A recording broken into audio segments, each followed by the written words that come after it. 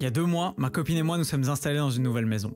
Et dans cette nouvelle maison, il y a un garage. Et qui dit garage, dit que je ne pouvais pas laisser passer cette occasion unique de me construire enfin le home gym de mes rêves. On a donc été invité par Power Gym à aller en Allemagne découvrir le showroom ATX pour pouvoir choisir les machines incroyables qu'on allait mettre dans ma nouvelle Batcave. On a littéralement tout testé de A à Z, étudié les plans du garage au millimètre pour voir ce qui allait pouvoir rentrer.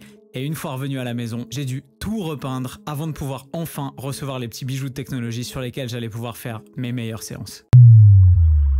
Et juste le fait de repeindre 3 murs en parpaing incroyablement poreux qui ont bu les 5 couches de peinture que je leur ai balancées, rien que ça, je peux vous dire que c'était vraiment pas de la tarte. Une fois les murs repeints, on a enfin pu faire livrer toutes les machines et regarder les trucs incroyables que Power Gym nous a envoyés. Bon, je pense qu'on y est mes soldats, en tout cas on n'en a jamais été aussi proche et je viens de recevoir un coup de fil d'ATX me disant que Power Gym allait me livrer tout le matos. Je sais pas s'il livre en une fois ou en plusieurs fois, mais là j'ai un mec qui arrive avec un camion avec des palettes, donc j'espère que ça va pas être trop dur et trop lourd clairement parce qu'avec mon petit genou je peux pas porter des palettes de 500 kg, mais on va décharger tous ces trucs et vous montrer au fur et à mesure le remplissage de ce home gym qui est maintenant intégralement peint et prêt à recevoir la cargaison. C'est parti.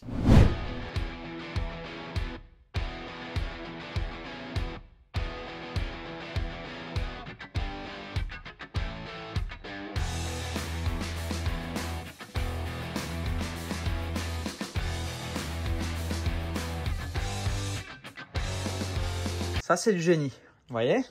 Au lieu de se fader ça là, comme chez Ikea, et d'avoir tous les trucs numérotés, c'est un enfer et on a une vision d'ensemble qui est paniquante, et bah toutes les vis et les boulons, ils sont réunis en step. Step 1, step 2, step 3. Et ça, c'est juste génial, comme ça on panique pas. On sait que pour le step 1, on fait ça. Donc on prend les pièces qui ont trait au step 1 et on les assemble avec les vis et les boulons et les outils pour le step 1. Et ensuite on enchaîne. Ça, c'est génialement intelligent. Ikea, inspirez-vous de ça. Bon, au boulot maintenant. Bon là j'ai modifié légèrement le plan de bataille parce que le banc est fait pour être monté et utilisé par des droitiers. Donc je l'ai monté comme pour un gaucher, on va voir si j'ai eu raison ou si à la fin c'est de la grosse daube. J'espère que j'aurai vu juste, au moins comme ça je pourrais l'utiliser parfaitement en fonction de mes besoins à moi puisque c'est le mien. Et paf. Alors, c'est qui le lion maintenant? Bon, le lion il est gaucher, j'avoue que j'ai monté ça comme un gaucher, et du coup ça, bah la seule option pour le monter, vous voyez le bout il est biseauté, bah c'était de le monter comme un droitier, donc j'en ai une à gauche, une à droite, mais en fait celui-là il est pas capital, parce que c'est simplement pour pouvoir avoir un levier supplémentaire pour incliner le banc, et puis même je pense que je vais peut-être le virer, parce que on peut très bien attraper un banc par ici ou par là pour pouvoir le régler. Ce truc là à mon avis est pas nécessaire, il est monté, et il est très cool, très solide, c'est de la bête de cam j'ai l'impression, et je suis content de l'avoir monté avec mes 2 mains. Ça m'a pris 1h10. Et bon, on va pouvoir enchaîner avec le reste, hein? Et bah voilà. Mesdames et messieurs, après 2h30 d'efforts intenses et de casse-tête, nous avons un magnifique banc. Alors j'ai dû remettre ça parce que finalement c'était pas du tout inutile. Ça servait à quoi? Bah, je vais vous montrer. Ça servait à ce que quand on met ça complètement ici, bah, le banc il passe en décliné. Et si on veut avoir la position à plat, il faut que cette pièce vienne faire butoir ici pour avoir un angle exactement parallèle au sol.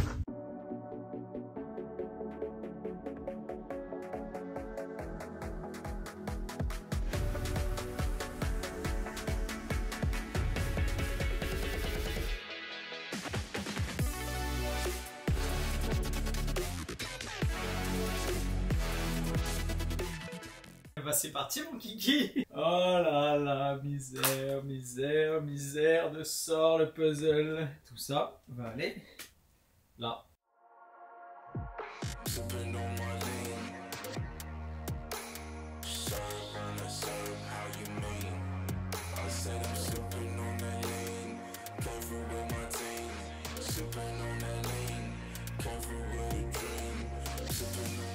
One eternity later. Je revois tout, je réanalyse tout, je regarde toutes les étapes, l'intégralité des trucs que j'ai fait. Je vois pas d'erreur, je me dis j'ai été suffisamment méticuleux, c'est bizarre. Et là je me dis attends, pour monter cette magnifique machine, j'ai suivi une vidéo d'assemblage qui est une vidéo d'assemblage forcément de la machine standard. La version que j'ai est la version standard, mais en plus j'ai rajouté pour pouvoir faire beaucoup plus de mouvements lourds, une pile de poids additionnelle. Normalement la pile elle fait 15 poids je crois, et du coup j'en ai rajouté 5 ou 6. Et là je me dis est-ce que ce serait pas à cause de ça tout simplement l'épaisseur des poids que j'ai rajouté viendrait augmenter l'épaisseur du stack et du coup la poulie, au lieu de venir chercher le stack ici, elle vient le chercher là et du coup on perd quasiment 20 cm de mou qu'on retrouve ici. Je me dis c'est pas possible, il l'aurait probablement mentionné dans la vidéo et en fait je me rends compte que la vidéo elle est faite pour évidemment une machine standard sans mention des piles de poids additionnelles. Et là j'ouvre le manuel que j'ai pas du tout ouvert parce que la vidéo d'assemblage était extrêmement bien faite. Et dans le manuel il y a marqué quoi? Juste ici, vous voyez ce petit truc là, le numéro 26 en bas? Il y a marqué en gros: Do not put on the weight stack rises and put on 20 weight plates. Ce qui veut dire que si on rajoute un stack additionnel, comme ce que j'ai fait pour pouvoir alourdir le stack, il ne faut pas mettre ces pièces-là qui normalement sont utilisées sur la machine normale pour compenser le fait qu'ici on a rajouté cette épaisseur de poids en plus. Donc, pour corriger ma connerie, qu'est-ce qu'il va falloir que je fasse? Que je démonte tout le système de poids et de poulie, que j'ouvre ça et que je sors tous les poids un par un pour ensuite enlever ça qui est en dessous parce que là, il y a 150 kg de poids, que je vire ça, que je remette tous les poids un par un et que je fasse pareil de l'autre côté. Sinon, évidemment, c'est pas drôle. Leçon du jour, toujours regardez le manuel avec attention.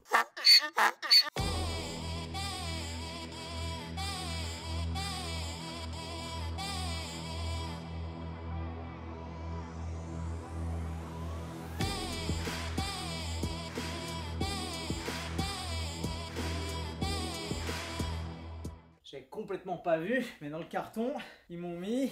Allez drapeau pirate mes petits potes. Oui, ATX, Barbell Club, magnifique. Merci beaucoup les gars, Power Gym. La piraterie n'est jamais finie. The next day. Bon, aujourd'hui la mission est vraiment simple. Se servir de ce marteau piqueur que je n'ai jamais utilisé pour percer ce mur sur les emplacements que j'ai précisément mesurés en haut, en bas, à gauche et à droite pour pouvoir enfin poser ce rack mural et le support pour les poids qui est ici et qui va aller quelque part par là. Bouchez-vous les oreilles, ça va péter.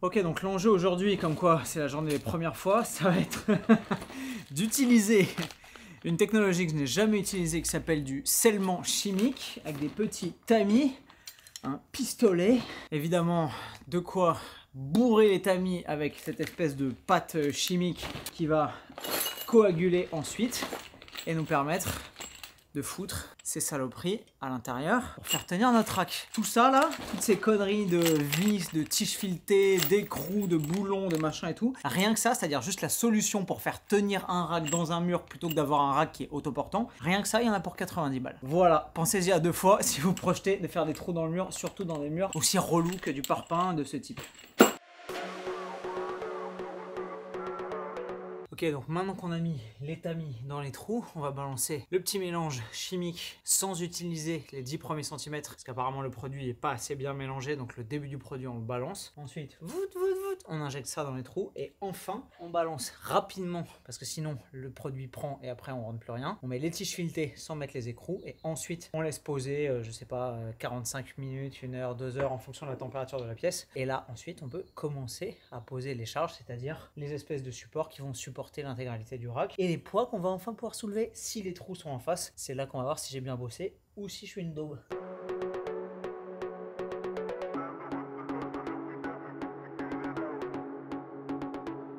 Bon, évidemment, si ça s'était passé exactement comme prévu, ce serait merveilleux.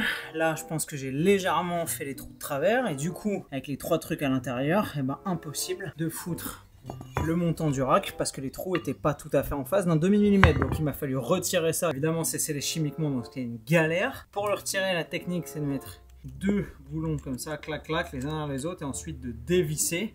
Et là on arrive à le sortir, donc du coup ça va tenir avec 2 seulement et je pense que ce sera très bien. Et là encore c'est pas tout à fait en face de mes couilles là, il va falloir que je tape pour que ça rentre. Bref, c'est une galère. J'ai fait ça sur celui-ci aussi, donc là aussi il va falloir que j'enlève sans doute celui du milieu. Celui-là il est parfait, il rentre, et celui-là j'ai pas encore vérifié, mais bah on croise les doigts.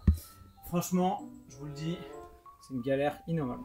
Bon les amiguitos, je vous explique. Jour 5384 depuis le début de ce fabuleux projet. J'ai même eu le temps de me raser intégralement la barbe.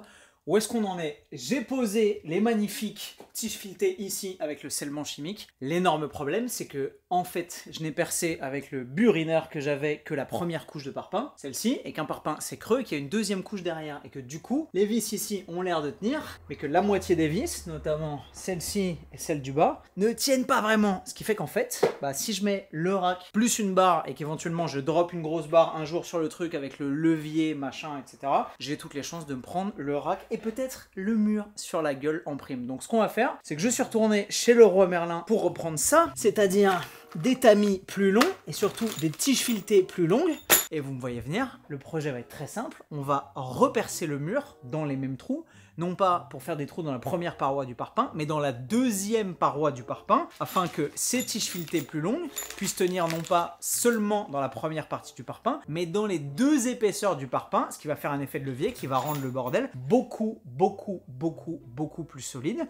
Donc je suis allé acheter toutes ces magnifiques daubes qui m'ont coûté encore 40 balles. J'ai repris du scellement chimique parce que évidemment j'en avais plus, et afin de pouvoir percer le mur de la meilleure façon qui soit, puisque la première fois ça avait été extrêmement contraignant. Je pense que le burineur qu'on m'avait passé était probablement très bien, mais comme j'arrivais pas à le régler pour trouver le mode percussion, je me suis crevé la paillasse. C'était extrêmement physique et surtout c'est hyper inefficace. Donc je suis allé chez Kiloutou et qu'est-ce que j'ai pris? Regardez bien le monstre. Voilà, la valise elle fait à peu près 20 kilos. Boum. Le burineur de compétition. Avec ça, mes petits potes, je peux vous dire que si le parpaing résiste, ça va péter. Alors je ne sais pas si vous arrivez à voir au fond. That's what she said. That's what she said. Deux épaisseurs de parpaing, et la bonne nouvelle c'est qu'on voit pas le jour derrière, donc le parpaing contient plus de deux épaisseurs et on n'est pas dans la cuisine du voisin, ce qui est une très bonne nouvelle.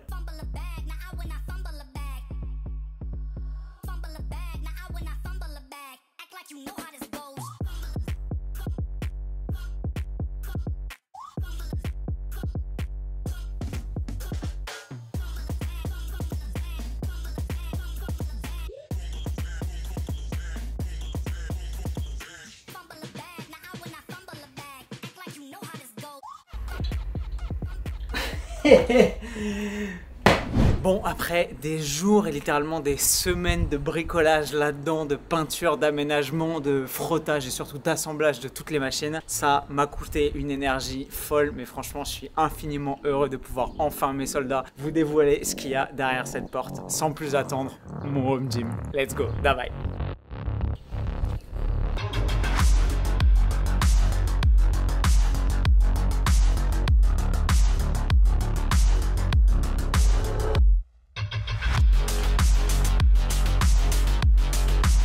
Bienvenue.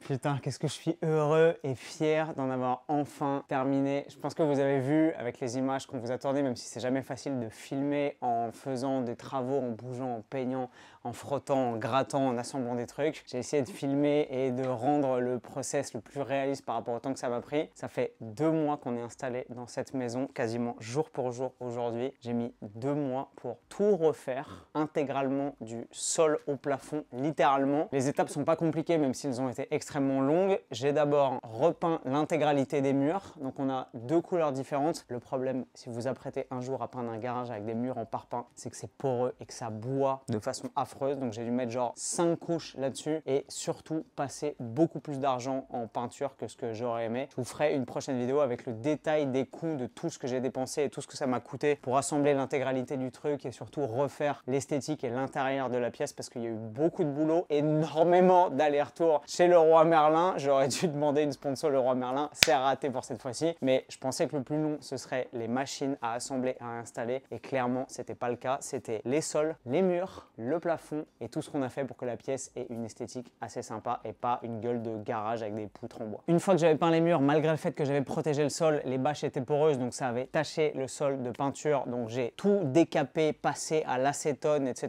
D'ailleurs, le White Spirit, ça marche pas acétone. Ça m'a pris une journée rien que pour rattraper toutes les taches de peinture. Ensuite, j'ai posé des dalles et le problème, c'est que j'avais déjà reçu les machines, mais je pouvais pas poser les machines avant de poser les dalles. Et les dalles sont arrivées quasiment en dernier, donc il fallait que j'attende que les dalles arrivent. J'ai posé, coupé toutes les dalles parce qu'il fait 2,80 m de large. Les dalles font 1 mètre, donc elles font toutes 1 mètre, 1 mètre. Et les dernières font 80 cm de large. J'ai dû les recouper ensuite, comme vous le voyez, à la dimension souhaitée pour que ça fasse le tour de la machine à laver, des angles, etc. Couper des dalles de 15 mm d'épais en caoutchouc, c'est vraiment pas facile. J'ai dû couper ça au cutter sur des palettes et tout. Bref, c'était une angoisse, mais au moins j'ai appris à faire ça, c'était chouette. Une fois qu'on avait les murs et le sol, je me suis attaqué au plafond. On a tendu avec Blandine ici des toiles de tissu un peu satinées. C'est le mieux que j'ai pu trouver sans trop me ruiner parce que ça coûte quand même un bras, pour essayer de camoufler l'aspect chalet en Suisse avec les poutres en bois au-dessus pour avoir un truc noir et uniforme et sympa. Et là, si vous jetez un œil, j'ai repeint toutes les poutres ici à la bombe, alors que j'avais tout peint au pinceau et au rouleau sur les murs. Et toutes les poutres qui étaient marron jusqu'ici, je les ai toutes repeintes en noir. Les grosses poutres aussi ici. Et je trouve que le résultat est vraiment cool. Ça fait un effet noir mat vachement sympa, global. Et il n'y a pas des touches de marron qui déconnent un peu partout. Donc esthétiquement, c'est cool. Je me suis fait chier, mais franchement, ça en valait la peine. Et j'ai posé un petit miroir ici. Enfin, 2 petits miroirs d'ailleurs, que j'ai pas posé à la même hauteur parce que c'est une galère. Il faut mettre des étais, etc. pendant 6 à 12 heures le temps que la colle prenne. Et quand on se regarde dedans, on a l'impression d'avoir une tête de poisson-lune parce que évidemment, ils joignent pas exactement parfaitement. Et donc, quand on passe de l'un à l'autre, on a l'impression de changer d'univers dans la matrice. Ça, c'est pour l'emballage. Et maintenant, ce qu'on a mis dedans, évidemment, le clou du spectacle, parce que c'est le plus important. Une pièce sympa dans laquelle s'entraîner, c'est bien, mais les machines avec lesquelles s'entraîner, c'est évidemment le plus important. Comme vous le voyez, la pièce n'est pas grande, donc ça a été un énorme Tetris, évidemment en amont de la commande des machines. Donc merci à Power Gym de leur invitation au showroom ATX en Allemagne. Dans la dernière vidéo qu'on avait faite, si vous ne l'avez pas vue, je vous la mets juste ici, allez la voir. Le fait de voir les machines en taille réelle dans leur environnement naturel, ça m'a permis de voir exactement les dimensions qu'elles avaient et comment est-ce que je pouvais les agencer les unes par rapport aux autres. Le principal défi, c'est que je voulais au moins 2 trucs. Je voulais un rack libre pour pouvoir faire des mouvements à la barre libre, donc à la fois des squats, mais du développé militaire, du développé couché, des rowing, du soulevé de terre, etc. Et pouvoir partir d'un rack pour avoir un truc en sécurité avec des barres de parade. Donc il fallait ou un power rack ou un rack. Et je voulais également un système de poulies, parce que j'adore m'entraîner avec des poulies, c'est extrêmement versatile et extrêmement fonctionnel. Et c'est un des accessoires dans un gym qui offre le plus d'options et le plus de possibilités pour un espace relativement réduit. Pour le rack, je vous l'ai dit, le garage fait 2,80 m de large, donc il était impossible de mettre le rack que j'avais acheté précédemment, qui faisait près d'1,50 m de profond et qui du coup prenait la moitié du gym littéralement. Ça faisait qu'on était obligé de slalomer et je voulais pas un gym en mode power avec des machines blindées où il faille faire du Tetris pour se déplacer et faire chaque exercice et bouger les machines. Je voulais un espace petit certes, mais fonctionnel. C'est la raison pour laquelle on est passé sur cette option dont je suis extrêmement content, qui est un rack repliable de chez ATX et qui est vraiment super solide. Il est extrêmement pratique parce que comme vous le voyez, là il est déplié, il tient que 60 cm de profondeur par rapport à un mur, ce qui est largement assez si on veut assurer un pote au coucher. On l'a fait d'ailleurs ce week-end avec des potes qui sont venus ici pour entraîner le home gym. Merci à eux d'être passés et d'avoir fait cette super séance avec moi. C'est extrêmement pratique, mais surtout quand vous avez fini, et ben vous pouvez enlever les goupilles là, tac, tac, tac, tac, et tout simplement replier le rack contre le mur. Et une fois replié, il prend 13 cm d'épais. Et là, vous pouvez passer, faire plein de trucs, mettre d'autres bancs, lancer des medicine balls, etc. Faire tout ce que vous voulez. Et c'est extrêmement pratique d'avoir une place modulable comme ça dans un home gym aussi petit. Là, j'en ai profité pour fixer sur le mur un grand truc de rangement pour les poids et la barre olympique. C'est ultra pratique. J'ai qu'à la soulever et me la sortir ici. C'est trop cool. Et quand j'ai fini ma séance, tac, et rideau, et c'est vraiment trop bien. Et regardez à quel point ça a été un Tetris. Il fallait, c'était le cahier des charges, qu'une fois le rack déplié, on puisse quand même ouvrir la porte du garage et surtout qu'on puisse quand même sortir les poids qui sont sur le mur. Et grâce à tous les calculs que j'ai fait en amont avant d'installer ça, ça n'a pas été de la tarte. Regardez. Hop là, ça passe au millimètre. On peut s'entraîner avec la cage intégralement dépliée. Je peux toujours sortir la barre ici, c'est pas un souci. Je peux sortir mes poids, paf, pour pouvoir m'entraîner. Donc ça, c'était la première pièce. Elle était extrêmement importante et j'en suis super content. Le deuxième plat de résistance, et non des moindres, c'est cette magnifique machine, une FT2 de chez Inspire. J'ai galéré comme pas permis. J'ai passé en revue toutes les machines à poulies, à câbles, etc. du site de Power Gym. Il y avait une offre extrêmement développée. Il y a beaucoup de machines machine de qualité. Mais je pense avoir fait le choix de la raison parce que j'ai ici la machine qui, selon moi, est la plus fonctionnelle vu l'espace relativement réduit qu'elle prend à l'intérieur du gym. C'est pas simplement une double poulie ou une barre de traction en hauteur. C'est, comme vous allez le voir, un système de poulies réglables de haut en bas des deux côtés. 2 poulies hautes ici pour pouvoir faire des tirages hauts. 4 poulies basses pour pouvoir faire des tirages bas. Et surtout, une Smith Machine. Là, vous avez probablement pas l'impression que c'est une Smith Machine parce que vous dites, bah attends Antoine, la machine elle est quasiment collée au mur, comment tu vas mettre des poids? La magie de cette machine, c'est que c'est une Smith Machine qui n'a pas besoin d'être chargée en utilisant des disques pour la bonne et simple raison que la barre que vous avez là, elle est directement raccordable au système de poulie qui est juste ici et qui vous permet en un clic déjà de régler la hauteur de la barre avec les poulies absolument où vous voulez pour partir, mettons, d'ici, et surtout par un système qui est extrêmement ingénieux ici, de connecter en un clic de chaque côté la barre de la Smith Machine au stack de la poulie et de pouvoir bénéficier du coup de la résistance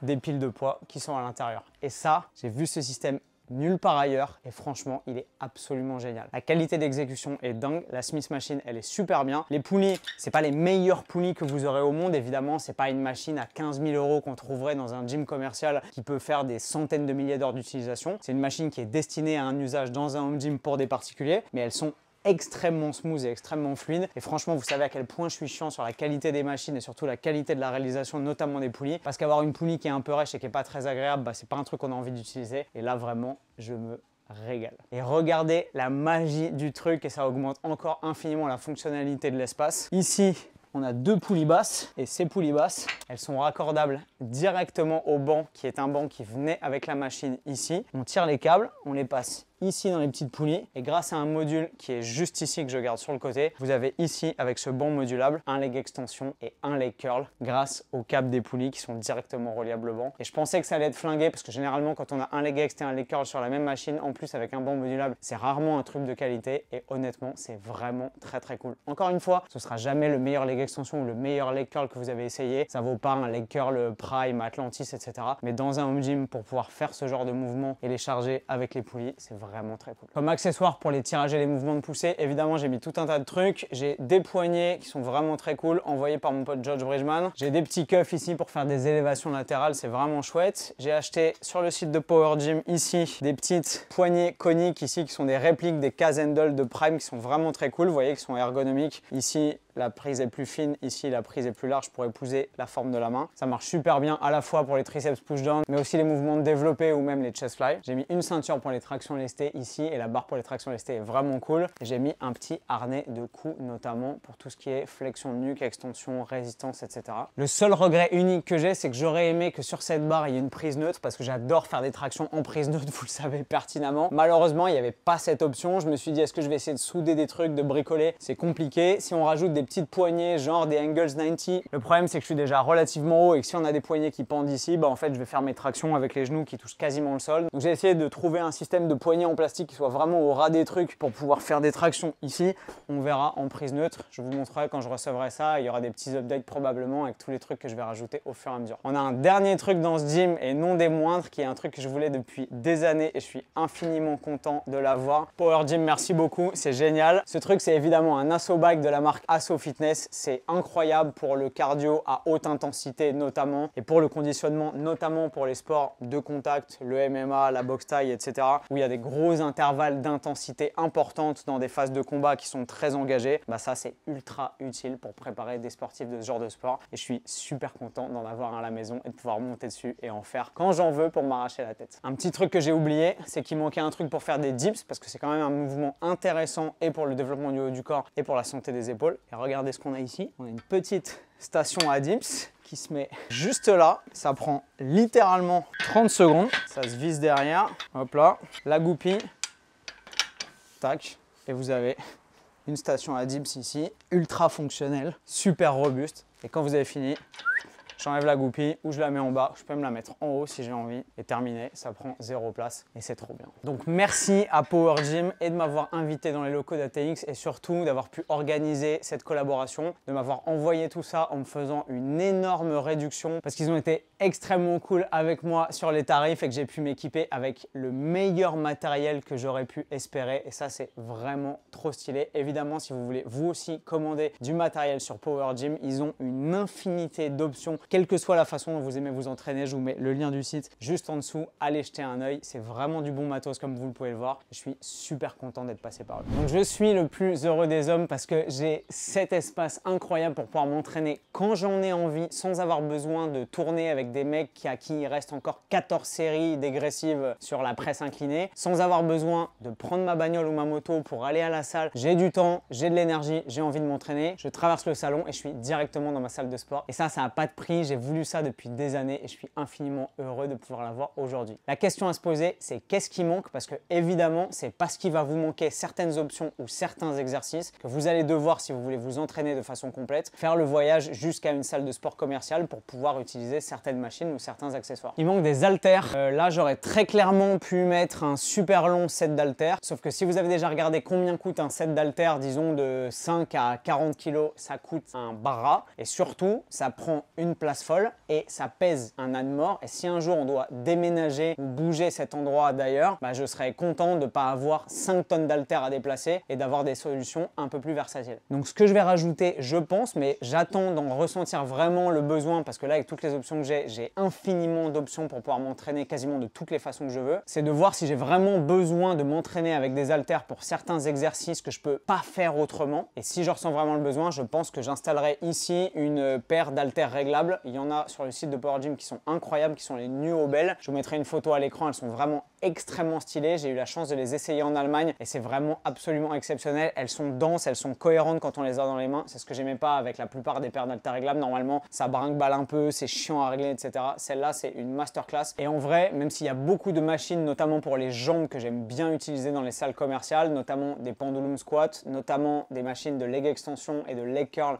notamment du leg curl assis, qui sont ultra efficaces et ultra bien pensés et que j'ai pas la chance d'avoir ici. Ce qui manque, c'est un truc pour pouvoir faire du hip thrust. J'ai un banc, j'ai un bloc en mousse, j'ai une barre, je peux faire du hip thrust même si le setup est chiant pour mettre tous les disques, etc. Je vais recevoir très prochainement un truc qui n'est pas encore arrivé mais que j'attends avec impatience, c'est un module pour mettre dans le rack ici. Donc il sera comme si vous aviez une barre olympique avec un pad pour faire du hip thrust qui bouge d'avant en arrière et ça c'est ultra efficace parce que ça vous évite de vous niquer le dos sur un banc. Perso, je suis pas trop fan de faire du hip thrust avec le dos appuyé sur un banc. Là je pourrais mettre ça à hauteur ici, tac tac, et faire mon hip thrust sans me déglinguer le dos et ça c'est très chouette et je pense que je pourrais aussi l'utiliser pour avoir une plateforme pour poser mon pied pour faire du Bulgarian split squat et ça ce sera encore plus versatile parce que je pourrais faire 2 exos en un, ce qui est très chouette. Voilà mes soldats, je pense qu'il ne manque plus rien mis à part un truc pour lequel j'ai besoin de vous, c'est tout simplement un nom pour ce gym. J'ai passé 2 mois à le construire du sol au plafond, mais j'ai pas pensé à un nom qui pourrait lui aller comme un gant. C'est là que vous allez rentrer en scène. Ce qu'on va faire, c'est que vous allez balancer dans les commentaires ce qui pourrait être selon vous le meilleur nom pour ce gym et je choisirai un commentaire qui sera le nom que je préfère. Et la personne qui aura été la plus créative et qui aura trouvé le meilleur nom pour ce gym se verra envoyer une petite surprise dont j'ai le secret. Attention avec le nom du gym, mettez votre nom sur Instagram que je puisse retrouver votre compte Insta et vous contacter pour pouvoir vous envoyer la surprise. Comme d'hab, que le meilleur gagne. Voilà mes soldats, merci à tous. C'est aussi grâce à vous que j'ai pu en arriver là, construire tout ça et prendre le temps pour pouvoir bâtir ce truc en considérant que c'est une partie de mon travail et c'est très très cool, je vous en suis hyper reconnaissant. Si vous avez kiffé la vidéo, si vous kiffez le gym, dites-le moi en commentaire après avoir éclaté les pouces bleus et vous être abonné à la chaîne si c'est pas évidemment déjà fait. Dites-moi si vous aimeriez voir d'autres trucs, si vous penseriez à rajouter d'autres trucs auxquels j'aurais pas pensé et qui pourraient constituer une bonne addition pour ce gym. Et quant à moi, je vous retrouve dans une prochaine vidéo et comme d'hab, avec le sourire. Bye!